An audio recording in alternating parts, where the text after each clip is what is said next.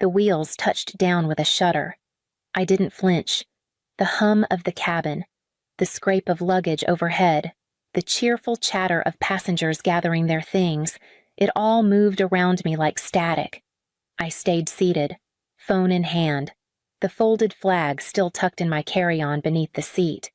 Liam would have hated the turbulence but loved the precision of the landing. He always said flying was just controlled falling. I never found that comforting. The message was already typed. Simple. No punctuation, no exclamation points. Just flight lands at 4 p.m. Can someone pick me up? I sent it to the family group chat, the one with the heart emoji next to the name, the one they used for birthday reminders and last-minute potlucks. I didn't expect fanfare. I didn't expect a parade. I just didn't want to stand at curbside, alone, after burying the man I loved in a country I'd never meant to visit. The reply came fast. Kara, we're busy. Try Uber. 2 minutes later, my mother chimed in. Mom, you should have planned better. No, how was the funeral? No, we're so sorry. No, we're proud of him. Just that cold, clean, clipped. I stared at the screen. My fingers hovered. For a second, I thought about calling. Not to argue, just to ask. Again. Maybe softer this time. But then I remembered the silence at the gravesite, the empty folding chairs on either side of me. I typed back, no worries. I powered down my phone, slid it into my coat pocket, and stood as the line began to shuffle forward. I didn't need a ride anymore. I didn't need anything from them at all. By the time I stepped through the terminal and out into the crisp, late afternoon light, I already knew who'd be waiting. Germany was cold in a way I hadn't expected. Not the kind that bites through skin, but the kind that settles deep, like grief. The air outside the chapel didn't move. Everything was still. Uniforms formed clean rows, boots planted into gravel, faces unreadable, except mine. They asked if I wanted music. I said no. Liam didn't like performances. They asked if I wanted words. I said I couldn't carry them. So they gave me silence, and precision, and 21 sharp cracks through the sky. The flag was folded so tightly, it felt like stone in my hands. I didn't cry when they handed it to me. I had already done that on the flight, in the sterile hotel room, in the bathroom between meetings with the liaison officer. What broke me wasn't the ceremony. It was the empty chairs beside me, reserved rows with names printed neatly, untouched. One for Kara, one for my mother, one for whoever else had once called Liam family. When the last salute was given and the last rifle lowered, a Marine stepped closer, young, maybe mid-20s, face steady. She didn't smile, she didn't linger, just leaned in close enough for her voice to reach only me. We'll be there when you land. I nodded, though I didn't fully understand what she meant. Then again, maybe she didn't mean for me to. Later that evening, back at the base guest quarters, I opened my bag to pack the flag. Nestled beside it was a small card. No name, just an address and a contact number. The last line said, "Escort arranged upon arrival.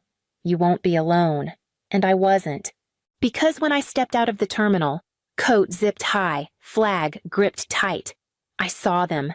The sliding doors parted, and the noise hit me like a wave honking horns, luggage wheels scraping pavement, families shouting greetings through rolled-down windows. I walked past it all. No one called my name. No one waved from across the pickup lane, and I didn't slow down to look. I kept walking until I saw it. A black SUV idled by the curb, spotless and still. The front passenger stepped out first, a tall woman in full dress blues, heels clicking sharply against concrete. Then came a second, older, with silver hair neatly pinned, her posture straight as a rail. The third, a man, younger than both, already moving toward me with calm purpose. No one spoke. He reached for my suitcase. I didn't resist. I just let go.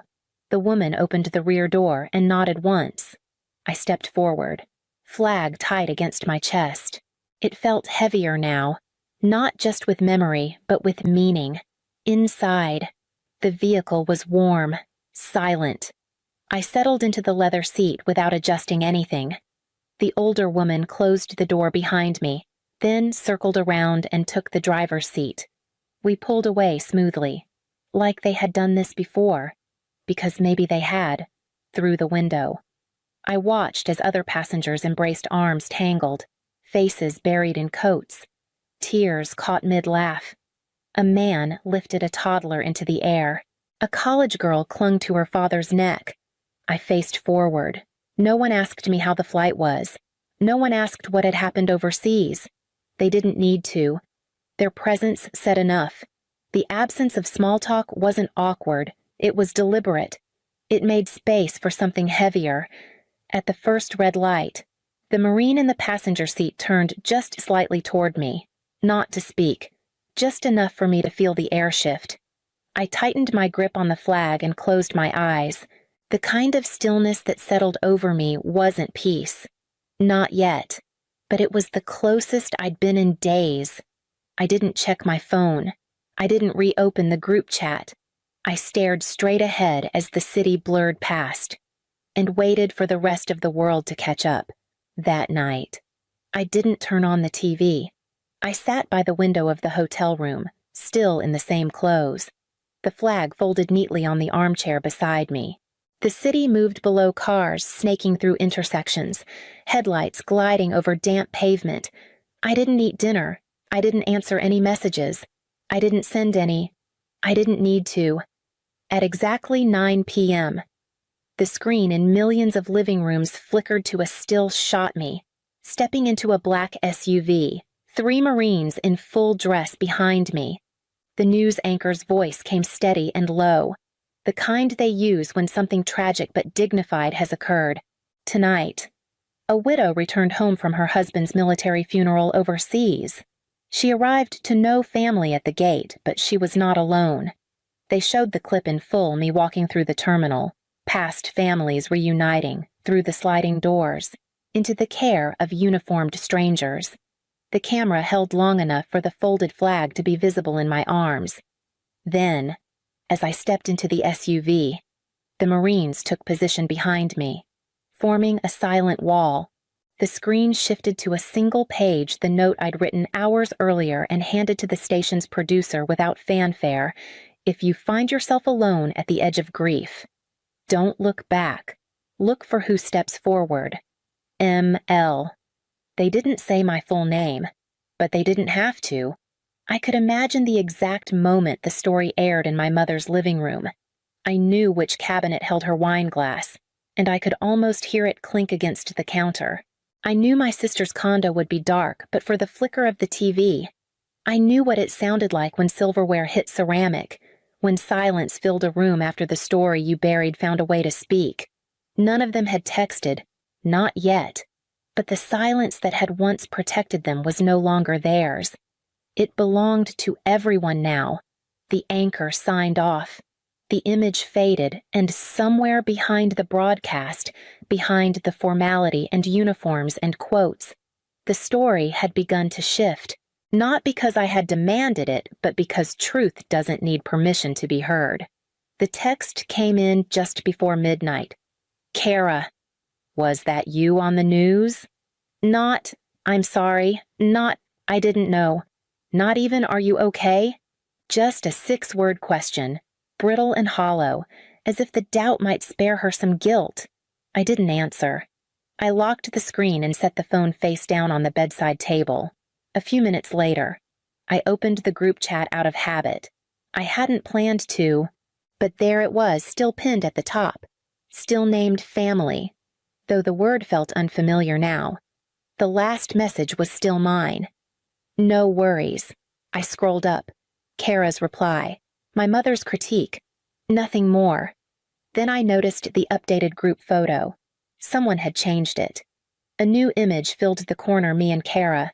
Maybe 7 or 8 years old, standing side by side at some 4th of July parade, holding tiny flags. The caption underneath was her doing. I could tell, family first, always. I stared at it longer than I meant to. Not because it touched me, but because the disconnect was so complete it felt almost surreal. They hadn't shown up at the airport. They hadn't called after the funeral. They hadn't even texted until the city already had my name in headlines. Below the image, someone had commented, "You didn't even pick her up." It had 10 likes, then 15, then more.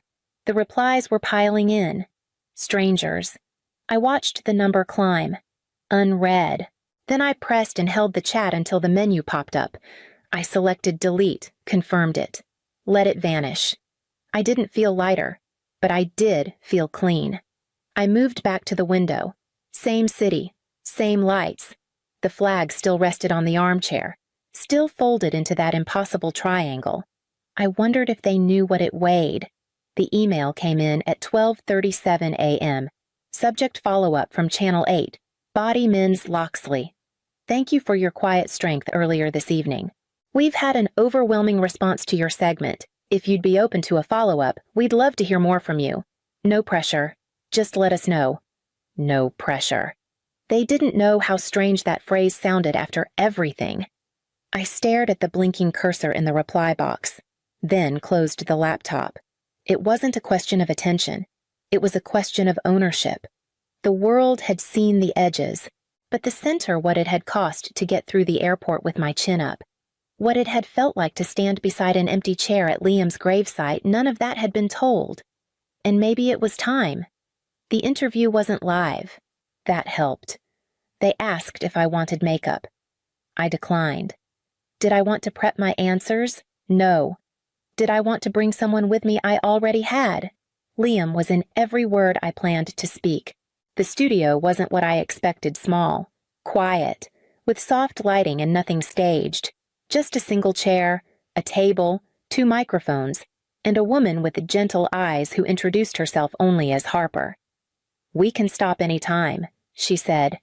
"You don't have to say anything you don't want to." I nodded. They did a mic check, adjusted the camera once, and then we started. Harper leaned forward, not as a journalist, but as someone who had read the story and knew there was more beneath it. Her first question came softly. "What happened when you landed?" I took a breath. Not deep, just enough. "I buried my husband with honor," I said, and I came home to silence. She didn't interrupt, didn't fill the quiet. She let the sentence sit. I told her about the folded flag, the empty chairs at the funeral, the black SUV waiting outside the terminal. I told her about the Marines, how they stood behind me, not out of duty, but respect. She asked about the group chat. I shook my head. "I won't name them. This isn't about shame. It's about absence and presence." I said it calmly, not with practiced eloquence, but with the steadiness that comes when a wound has been felt long enough to scar. "People think grief is loud," I said, "but it's not. Grief is what you hear when everyone you counted on says nothing." The segment lasted 12 minutes. No music, no dramatic edits. Just my voice, unembellished. Just the truth, left to stand on its own. When we finished, Harper reached across the table and squeezed my hand. She didn't say anything. I was grateful for that. Later that evening, the piece aired, prime time, right between a local weather update and some story about a mayor's speech. And somewhere between those two things, I watched my own life unfold on screen quietly, clearly, without apology. The phone started buzzing less than an hour later, but I didn't check it. Instead, I opened a blank notebook and wrote 5 words at the top of a clean page: "The Welcome Project Phase 1, the morning after the interview aired. I woke to more emails than I'd ever seen in my inbox. Some were short thank you for saying what I couldn't. Others were long, winding letters from widows, military spouses, and even civilians who'd never worn a uniform but knew what silence felt like. A veteran from Arizona wrote, "I remember coming home to an empty terminal. You put words to something I buried years ago. There were flowers, too. I never said where to send them, but they arrived anyway, white lilies, navy ribbon. A folded note that read simply, 'For the courage we all needed.' I didn't know what to do with it all at first. I wasn't trying to start something. I was just trying to finish the conversation my family refused to have, but the messages kept coming. And then someone asked, "Do you know if there's a way to meet people like you at the airport? Just anyone to show up." That was the moment it shifted. I opened that notebook again, wrote down one sentence. No one should come home to silence. Within 48 hours, I had a name, the Welcome Project. By the end of the week, I had a website, basic but functional. A friend of Liam's helped build it. Volunteers began signing up from different cities. A woman from Charlotte offered to organize the first pickup team. Someone from Chicago sent a donation for signage. Day 10, JFK. The first pickup. A woman named Anna stood just outside arrivals, holding a hand-lettered sign. "We've got you." The photo made its way online before I even saw it. A military spouse, just home from burying her partner in Kuwait, stood weeping in Anna's arms. They hadn't met before. It didn't matter. That night, Anna sent me a message. She said it was the first time since the funeral someone looked her in the eyes and said her name. I put my phone down and wrote thank you notes until my wrist hurt. Then I opened a new page and circled a city. Next stop, Atlanta. The vigil was held at the city park, beneath the wide elms, just before sunset. No stage, no speeches, just rows of folding chairs, paper lanterns, and candles handed out at the gate. I didn't tell anyone I was coming. I stood near the back, hood drawn, hands tucked deep into my coat. Beside me, a woman I didn't know clutched a candle with both hands and whispered a name I couldn't hear. Near the front, a girl stepped forward to sing. She couldn't have been older than 16. Her voice cracked on the third line, but she didn't stop. "I'll carry you home," she sang, breath trembling, and every note landed like it had somewhere to go. People around me started crying. Not loud sobs, just quiet tears that slid down cheeks like they'd been waiting. I didn't cry, but my throat ached with the weight of what I wouldn't release. Then I saw them, across the crowd, near the edge of the trees.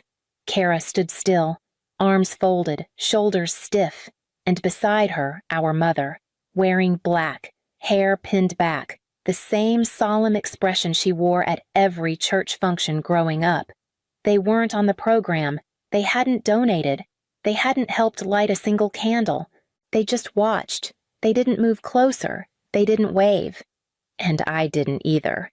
Someone in front of me recognized my name and clapped a hand on my shoulder. A ripple of applause followed, small at first, then stronger. I stood there and let it pass through me, not for attention, just for truth. Because in that moment, surrounded by strangers, I felt more seen than I ever had at a family dinner, and somewhere behind the line of light, they saw it too. The text came the next morning. I was sitting on the floor, surrounded by brown boxes and rolls of tape, sorting shampoo bottles from granola bars. The apartment smelled like cardboard and lavender. Kara. Didn't think it'd matter this much. I didn't know how to help. I read it 3 times, not because I didn't understand it, but because I knew exactly what it was. A sentence that reached out, but stopped short of anything real. "No, I'm sorry. No, I should have been there." Just an offering of confusion. Like that might somehow soften the shape of what she didn't do. I set the phone down and stared at the open care kit beside me. Inside, a handwritten card, a travel blanket, chapstick, tissues, instant coffee, and a small print that read, "You are not alone." I picked the phone back up, typed, "You left me when I needed you," deleted it, typed, "I hope you never feel what I felt," deleted that too. Then I sat still for a moment. The kind of still that doesn't ache anymore, just lingers. Finally. I wrote, "You made your choice." So did I. Sent. I didn't wait for a reply. I knew there wouldn't be one. Or, if there was, it would come too late and say too little. And I didn't need it anymore. I sealed the box, stacked it by the door, and reached for another. Because some things don't get fixed with words. They get transformed with action, with names you don't know yet. with hands that reach without asking why you're broken. And that day, surrounded by care kits and shipping labels, I wasn't waiting to be healed. I was already building what came after. The article came out in early spring. I didn't know it was going to be front page until I saw it through the window of the corner newsstand, my photo printed large above the fold. Head high, hand resting on the shoulder of a young woman holding a folded flag. Her eyes were red. Her smile was fragile. The headline read, "From Grief to Ground Crew. How One Widow Changed Coming Home." I bought 3 copies. Not out of pride, just to remember where it began. A week later, I was invited to speak at a local memorial for military families. I almost declined, but something in me knew it was time. They handed me the microphone. I didn't bring notes. I came home alone. I said, but I didn't stay that way. I didn't talk about my sister. I didn't talk about my mother. I talked about the weight of absence and what it feels like when strangers become structure when grief is held by hands you've never touched before. There was no applause when I finished, just a stillness that felt like respect. Afterward, I drove straight to the airport. No one asked me to. It just felt right. The 6:45 arrival from Dallas had one name on our list, a woman whose husband had died in a training accident 6 weeks earlier. I stood by the gate with a sign that said her name and 4 words beneath it, "We've got you now." And when she came around to the corner, eyes scanning, shoulders tight, I smiled, because this time, I wasn't waiting for anyone to show up for me. I was already there.